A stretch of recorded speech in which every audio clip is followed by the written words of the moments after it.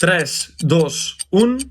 Fins aquí el mercat de fitxatges al Barça. Ha entrat a última hora Marc Bernal com a jugador del primer equip, l'hem pogut inscriure, però no sabem què ha passat amb Oriol Romeu, no sabem si finalment marxa i se'n va al Girona, no sabem la seva situació, però no apareix res a la Lliga, per tant no sabem si Oriol Romeu ha entrat a l'últim moment al Girona i surt del Barça.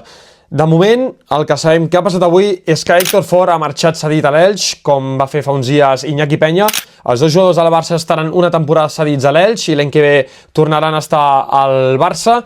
I es tanca el mercat, un tancament de mercat molt tranquil a Can Barça, comparat amb altres temporades, que a l'últim moment passaven 1000 coses. Ho ha gestionat molt bé el club fins a l'últim dia, va resoldre els deures com de Joan Garcia o com l'operació extrem Rashford a principis de juliol. Per tant, aquest últim mes d'agost ha sigut més tranquil.